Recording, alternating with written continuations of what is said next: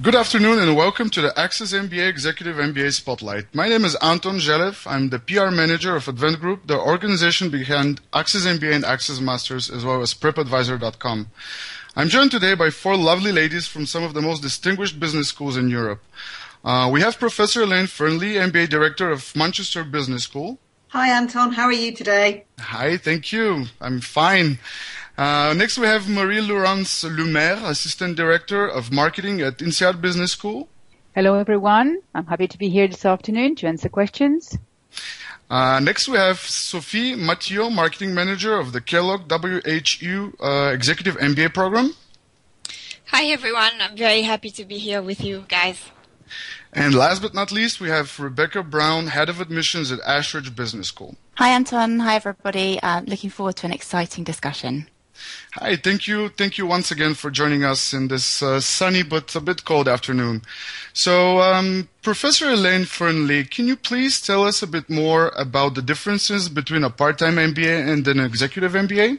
Of course I can, Anton. Certainly for our part-time MBA programs, our part-time MBA is focused at mid-career executives who've got industry or function-specific experience, but are looking to broaden their skill set and develop their management capabilities, whilst our more senior executive MBA is for those who are already senior executives who are really willing and wanting to enhance and develop their leadership skills rather than broaden their knowledge base. That's great. Marie, do you have something to add to this?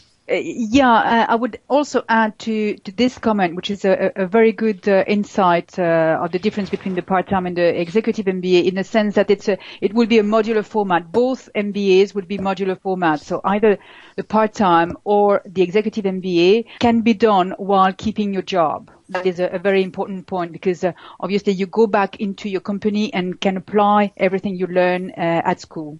All right, so Marie, who is it exactly targeted towards? The executive MBA will be more targeted towards people with already managerial experience, so more senior managers wanting to broaden their expertise in terms of leadership and business acumen. And it will be mainly targeted for people who really want to go into a higher level of responsibilities, or people wanting to set up their own business and need to have a very, very good understanding of business as a whole, all the different functions of business. All right. Sophie, do you have something to add as well? Sure.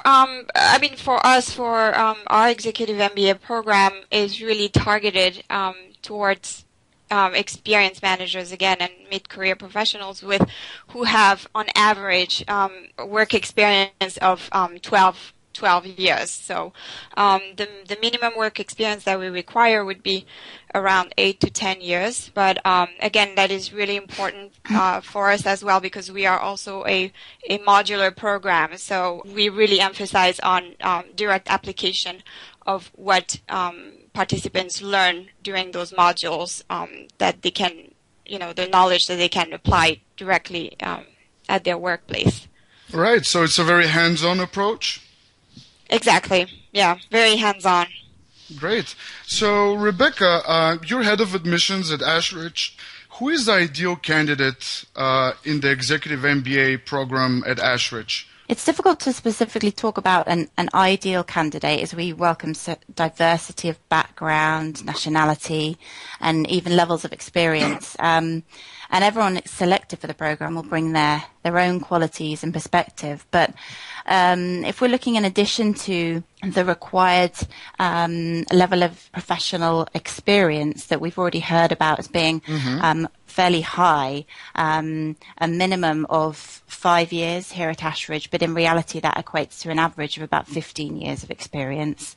If we look at maybe some of the more intangible things that we're looking for when we're interviewing candidates and reviewing applications, we're looking at things like good self-awareness, an open-mindedness to learning new ideas and hearing from the experiences of other people in their cohort, a recognition that change is the way to improvement, and to be open to that change, because the EMBA journey is a very challenging experience. You need a resilience and a real commitment to study, particularly if you're studying alongside what is already a very, very demanding and highly pressured job. Yeah, we'll actually talk about this a bit later, about how students, potential students, and eventual students who actually follow this executive MBA program actually manage to combine their busy work schedule with learning, with studying. But before that, I actually wanted to ask Elaine. She represents another British business school at Manchester, and I actually wanted to ask the same question. So, Elaine, can you describe the ideal candidate for Manchester? Of course I can. I mean, we've got two part-time programs. One, the global MBA program, and certainly we're looking for people there who've also got that 5 years work experience. And I really like the idea of the resilience. They are going to have to be resilient. Certainly. They are going to be part-time MBA and study.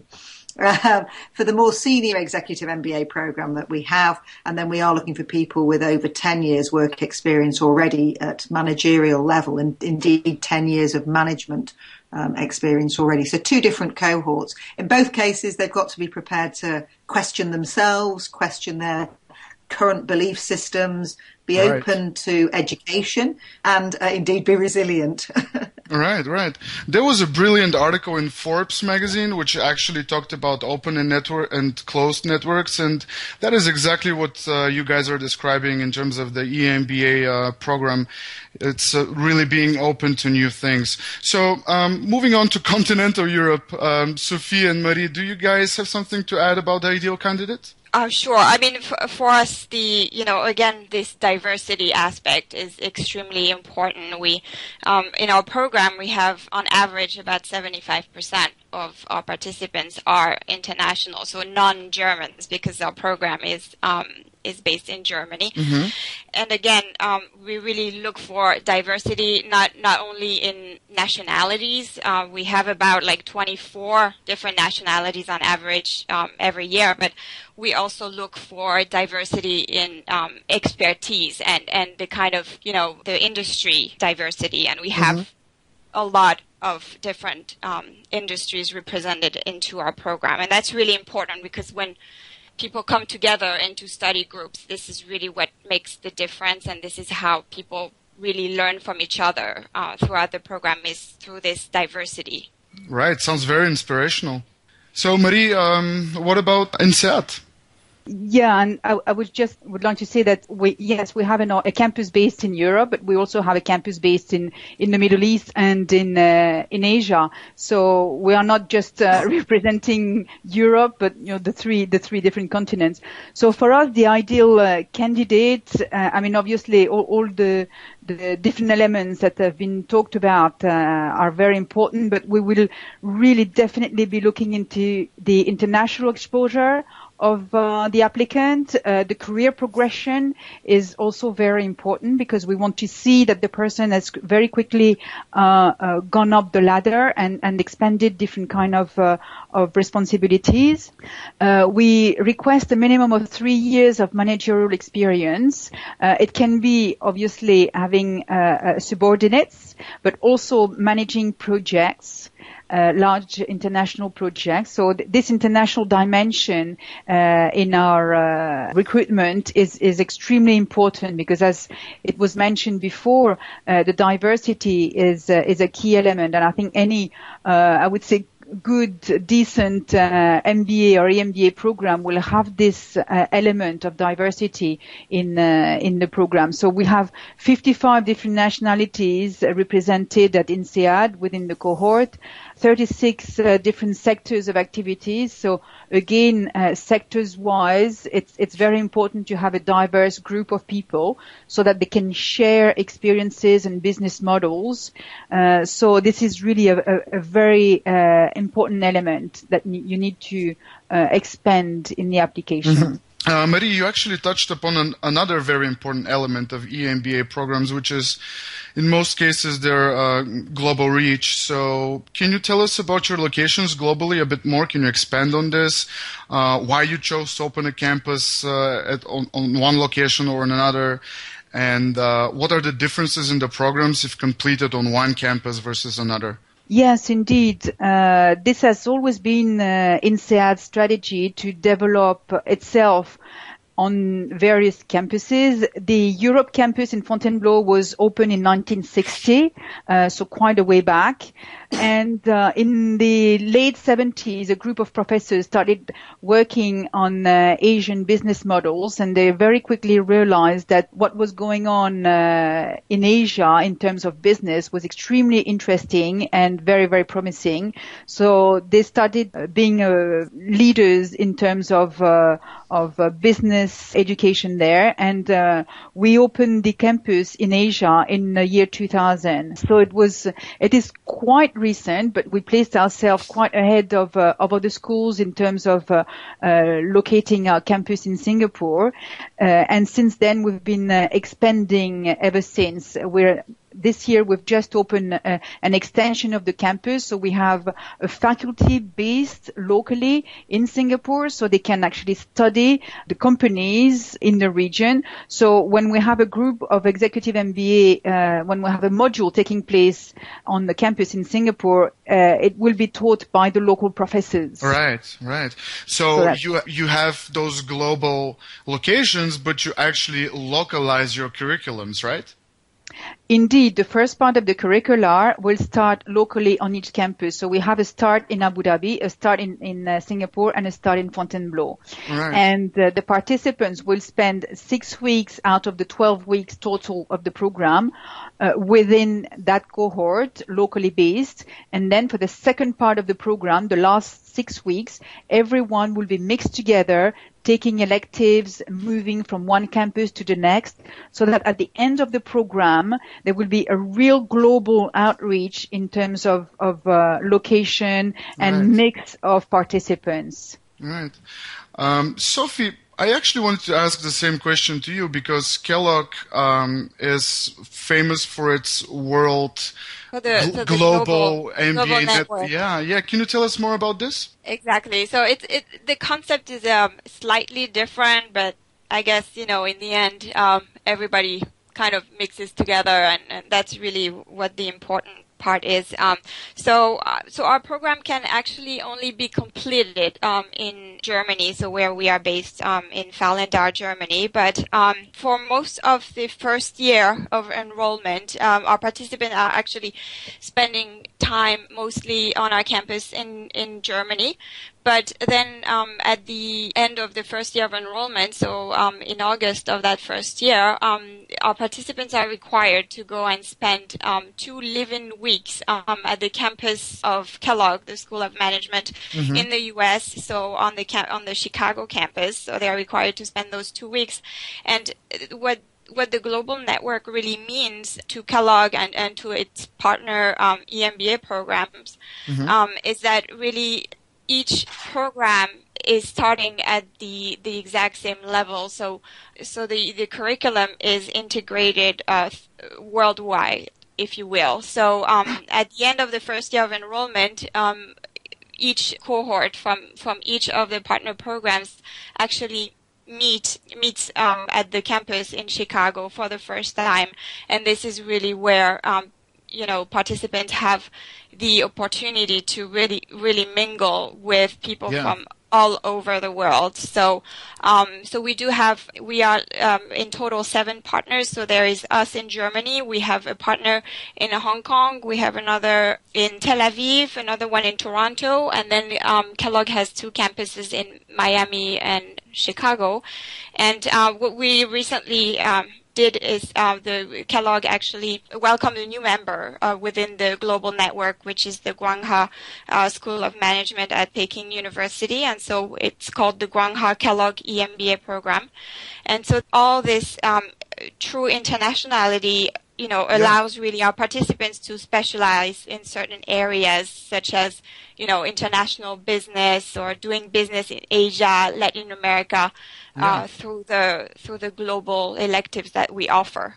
That sounds truly fascinating and truly global. My next question is really to everybody. I would really like to hear some interesting stories about what some of your candidates and alumni have gone on to do post-graduation. Rebecca, why don't you tell us something about this? Generally, our graduates go on after graduating from the EMBA or partway through their Executive MBA to occupying senior strategic roles in international organizations or setting up their own business. So some of the examples of recent graduates, we have one individual who has become the Chief Marketing Officer at the Post Office.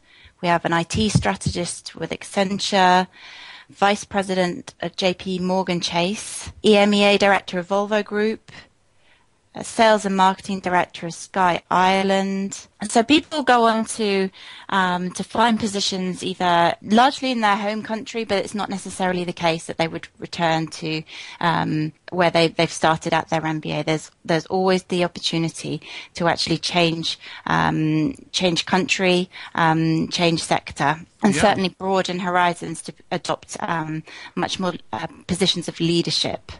We even have examples of people who, on the Executive MBA, have set up their own business whilst continuing to work in their full-time role that they started out as on their MBA study. So at Ashridge, we have what we call the MBA project, which occupies the majority of the second year of Executive MBA study. And that project can be used as a consultancy piece of work, really, for your own organization. But an alternative to that is to actually use it as an entrepreneurial exploration and create a business plan that can then be put into practice. So some of our Executive MBAs choose to make use of it in that way. The majority of our MBAs actually base their MBA project in their own organisation, and it provides a huge return on investment, not only for the individual who's studying, but also for the company that is supporting them through their MBA journey. Yeah, I think this will actually be very interesting to our audience. You actually talked about students who, upon graduation, have both gone on to be executives at the company which has sponsored them originally, or have started their own business. So can you tell us more about what do you think they mostly go on to do? Do they mostly go on to work back at their original company and at a company as an employee of a company, albeit very high ranked, or do they actually start their own business? I think in most cases, our participants are continuing to work within the existing organisation, because obviously undertaking an Executive MBA is a huge decision, and it's important that is discussed with your employers before you apply, or certainly before you accept a place, because their support is crucial to your success. A lot of programs can be studied in the evening or at weekends. The program at Ashridge is modular, so it requires attendance at week-long modules every 2 months throughout the year. So certainly in the case of the Ashridge EMBA, it's important that you have agreement and you have the support from your organisation for that time out to attend classes. Right. And in some cases, organisations, if they're going to be supportive in terms of the time commitment involved, or in terms of the financial elements of funding your EMBA program, they are going to want to know they're going to get something in return. So in some cases, you're required to stay a little bit longer. But we find that most of our EMBAs are happy for that, because what they are in their development through the Executive MBA program, that's recognised within their organisation, so they can receive that promotion that they've been working towards during the Executive MBA. It's not necessarily that something that would happen sequentially after graduation. So as I said before, both the individual and the company will benefit from from the experience, and therefore most candidates are happy to stay within their organisation. It's a smaller percentage of people who go on and take the leap of faith to start up their own business, but it's certainly something that some people do choose to do. So it's more like a win-win kind of situation between the student and the company which sponsors him or her. Yeah, certainly with our program, it's such a practical and applied approach that the company benefits from a sort of ongoing internal consultancy through the 2 years of study. Yeah. So Elaine, what have some of the Manchester Business School graduates ended up doing? Well, it's interesting. We're bringing in over 800 students a year. So in short, really, our students are going to every possible organisation at all sorts of different levels. I think for us, one of the things that we've particularly noticed, though, is like my colleagues, we have campuses in other locations around the world.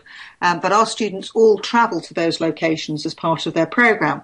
So we have been in Asia for well over 20 years, in Hong Kong and Singapore. More recently, we have opened in Dubai and in China some sort of approximately 10 years ago in Shanghai.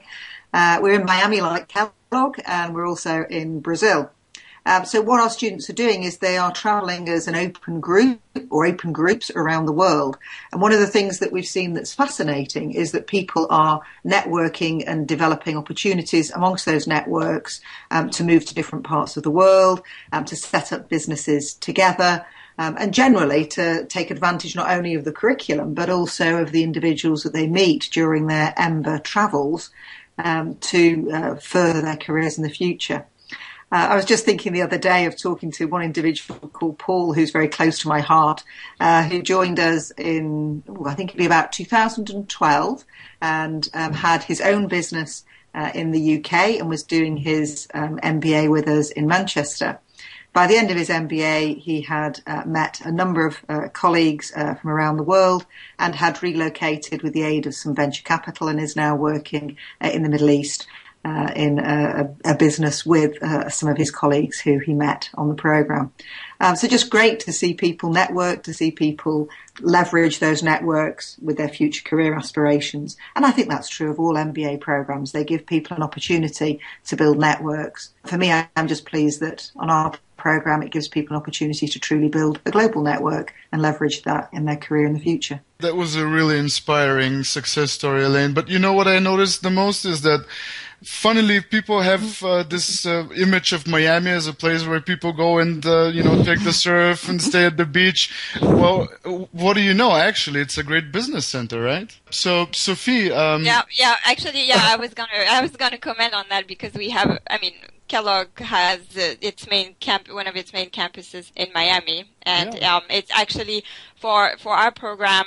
We have a lot of, we offer these global electives that our participants are required to take, and many of them, Miami campus is it's actually very popular not because of the partying and even though that's outside of the scope, but mostly because the Miami campus within our program really focuses on Latin America, and there's a lot of participants who are interested for their own company to just, study and learn more about how to do business in Latin America. And it also happened to have a focus on, within our program, a focus on finance. So a lot of people also go there to kind of specialize, even though our MBA is general management, but to kind of specialize in finance. So it's not all partying, and it's also about studying. No, of course, certainly. Marie, what about some of INSEAD's alumni? Yeah, there's quite a lot of stories, but what I would like to talk about is mainly that. When they go through the program at INSEAD, we have a built-in leadership program within the Executive MBA that gives the participant the faith in themselves. Those people have been working all their lives, 10 years, 15 years, whatever, and they come to a program like an Executive MBA where they want to have a pause in their career, look at what they've done, and reflect on that, try to find their path for the next move ahead. Right. And at INSEAD, we try to work on this. I mean, obviously, we give them the academic knowledge and the network and so on, but this is really a very, very strong focus that we have, and we really give them faith in themselves. This is really a very important part, and give them confidence as well. We have quite a lot of women coming in the program, and most of the women candidates that we see are quite not really trusting themselves, not really believing in themselves because of the cultural impact where we live and so on and so forth. But the program, they come to the program and then they change. And this process of change is very important because then at the end of the program, well, they can make their own choice. They have confidence, they have trust in what they can do and what they can achieve. They have the network to help them reach out to the goal that they're setting themselves into. So what they do, they set up their own companies and they're very successful in doing that. We give them support through the teachers, through different kind of clubs that we have. They change sectors. Some people are in the banking system. They go into private equity because they feel, ethics, social impact and so on is much more important than just making money. So it's a different kind of vision to business what we give them and that confidence that we build in them, that it's really extremely important. Right. So you attempt to cultivate not only hard skills, but the soft skills which are needed in order to succeed in a very competitive business world, right? Indeed. And I guess the hard skills, they can learn it online. They can learn it in a lot of business schools. They have very, very good programs. But the soft skills are much more difficult to acquire. And we really, really emphasize on the ability to be able to lead, this trust on themselves and so on. This is a very strong element of the program. Right. So I mentioned the word business, and I actually wanted to, my last two questions for the Spotlight are actually about business. So a few days ago, I was researching some of the return on investment points related to MBA and EMBA programs, and I found out that the Executive MBA has the highest return on investment in terms of absolute values out of all educations possible. So that is a very interesting topic for me, for young people who want to study post-graduation. So my actual question is, what kind of return on investment can one expect with a degree from, let's say, Ashridge? Rebecca? I think it's important to begin this answer with just pointing out that an MBA or an executive MBA doesn't mean that your career path is mapped out for you. Nothing is guaranteed in studying your executive MBA. But it's about your personality, your skills, your ability, relevant experience, and how you use that coupled with the additional knowledge and skills that you learn through your executive MBA, how you couple that together to make the most of your qualities when you're approaching potential future employers or developing your career within your own organisation. Therefore, it's important to choose an MBA. I think that has the business relevance, lots of practical application, so that you can come out of it at the end confident in your new skills and your ability to work at the level that you aspire to do so. I think that executive MBAs in today's business world provides the opportunity for personal transformation through the new skills and knowledge that you acquire, the self-awareness, maybe the self-confidence that it gives you.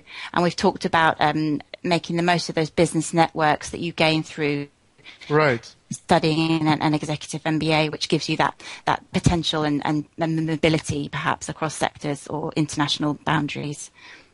Yeah, it allows you to tap into a network which you would otherwise probably never meet in your life, right? But yes, potentially.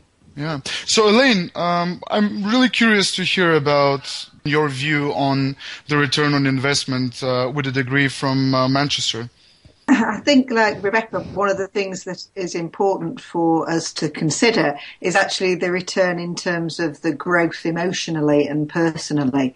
The intellectual challenges of an MBA program mean that fundamentally it will transform the way in which people think.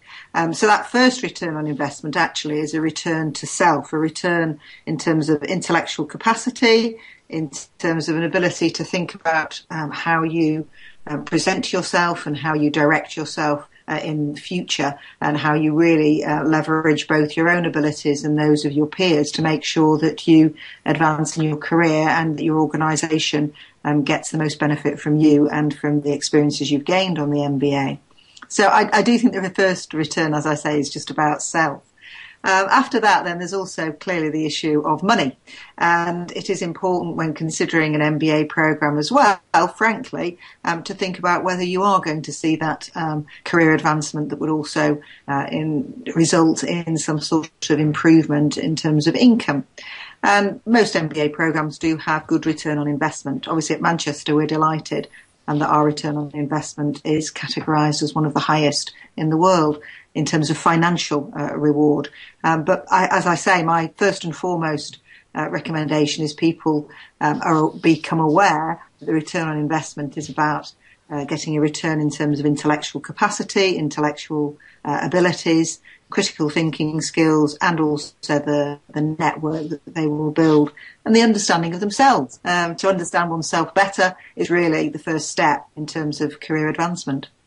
Right. So your point and your view is mainly about the intangible benefits of an executive MBA's ROI, right? So you both talked about how this develops you into a better person, into a better professional, into a more confident expert in your field, into someone who is bold enough to go into new challenges, etc.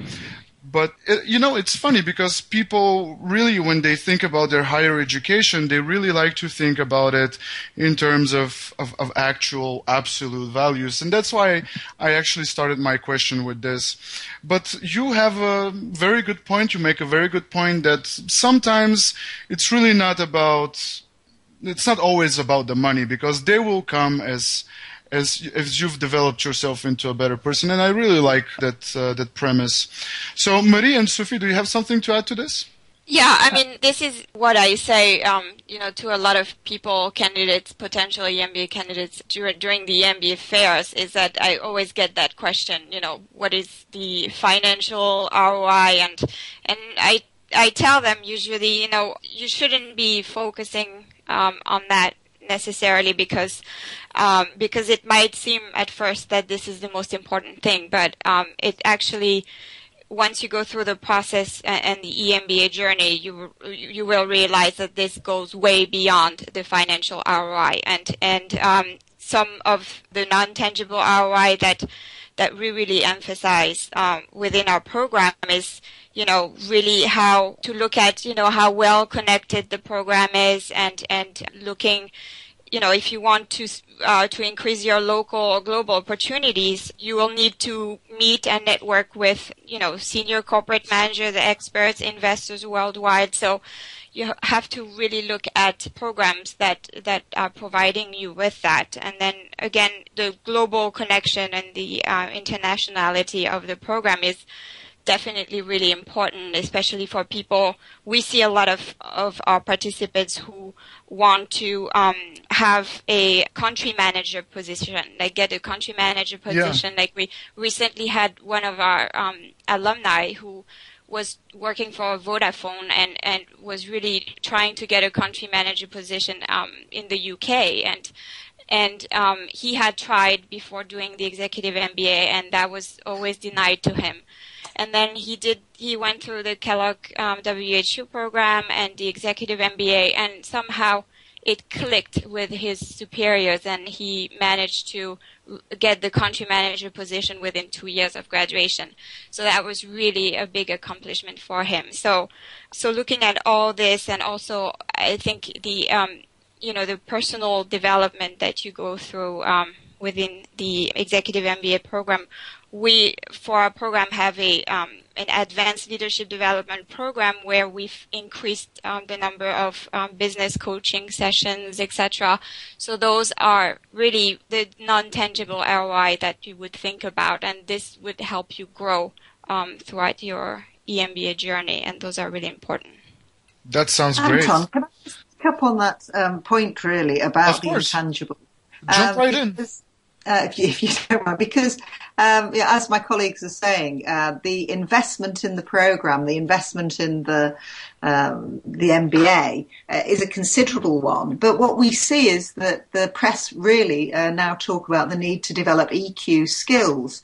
And I think what we're all attempting to do in our programs is import into the program certain aspects that will enhance those skills. So my colleagues were talking about coaching, a thing that I think most of us probably do now. In addition to that, for example, in our program, I know that we include sessions on things such as how to look at your lifestyle, how to really think about how, if you are going to be a future leader, you need to consider things such as diet and exercise. We develop a tailored program for individuals that they can do things such as talk to personal trainers or talk to, obviously, coaches about their personal well-being, but also about their presentation or interpersonal skills, media training.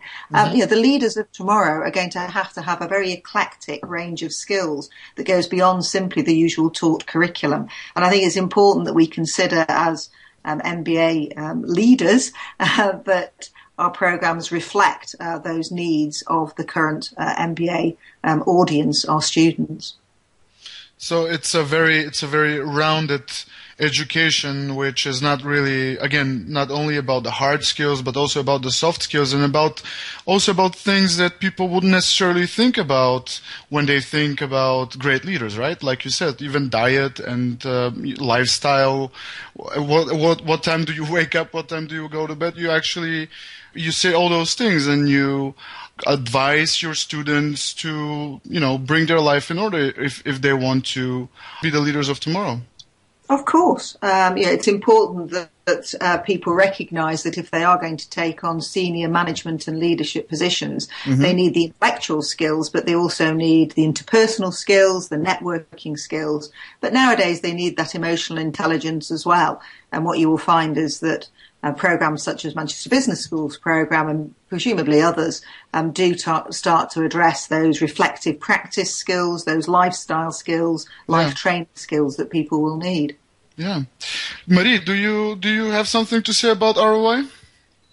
I think I would, obviously I do agree with everything that's been said up until now on the ROI, but I guess I would finish with the fact that the ROI is different according to each person. We see that at INSEAD when people come and go through the program and they finish the program, but what they are getting from the program is maybe an increase in salary because they increase in terms of responsibilities, but also, as it's been said, more knowledge. So how do you assess the return on investment on those non-tangible aspects of the program? It's very, very difficult. So everyone goes through an executive MBA program for different reasons, and their return on investment is different according to each individual going through that program, regardless of the program, and I think regardless of the school and so on. So people wanting to join a program because they want to set up their own business is not going to be in terms of money, because they would most probably have less money setting up their own business, especially in the first few years anyway, and then they wouldn't have continuing in the job. So, Absolutely right. So my last question, and I would really like to ask you guys to maybe give me no more than 2-3 sentences, is a very, optimistic one, if you wish. So how do you think that your school, your EMBA program, is influencing the business world of today and possibly of tomorrow? Well, if I can just start on this one, from INSEAD, the teaching obviously is from INSEAD's professor bringing their latest research on their different field of management. And the face-to-face time on campus will really be an exchange of ideas between the professors and the participants and among the participants. So this exchange of ideas is extremely important because they're going back into their companies, which is a specific sector of activity, for example, and they go back into their company with a different kind of vision of the world, different kind of business models, and they can always relate back to their classmates or network and so on to help them in their everyday life, in their business. So once they finish the program, they're not left alone. They're part of the network. They can always come back on campus to take on more electives because we open up the electives to alumni. So if they want to freshen up on something they haven't covered during the course of the program or a new topic that we're bringing as an elective in the portfolio of electives, they can always come back to us and take that class. So we are very, very close to business, and they bring the latest in management into their companies. So we really work hand in hand with the businesses and so on. So it's so you see it's like a constant exchange between the school and the business world in which you you constantly kind of again exchange value and exchange knowledge. Is that how it is at Kellogg as well, Sophie? Yeah, no, exactly. I think I completely agree with that. I think for us, the way our program evolves to kind of match, the dynamics of new business environments around the world is that we really constantly, for instance, adapt our curriculum. So to give you an example, we've recently seen, that we've had more and more entrepreneurs, or would-be entrepreneurs within the program. So we've increased, the amount of entrepreneurship courses that we offered, and that paired with the huge network that people are exposed to. So we have a lot more participants that are starting their own business after the program. So we also have, just like Marie mentioned, we also have a lifelong learning advantage that we call, and this is, we invite our alumni to come back to campus and really take some new courses. I have an example of one of our alumni recently told me that he took a class on digital marketing, and which was not offered 10 years ago. And he really enjoyed it, and he said that this was really important for him right now because he was a marketing manager and his position had evolved into a more, of course, digital aspect, and he wanted to refresh and get some new ideas from that. So so that is also really helpful in keeping up with the changes within the environment. Right. So Elaine?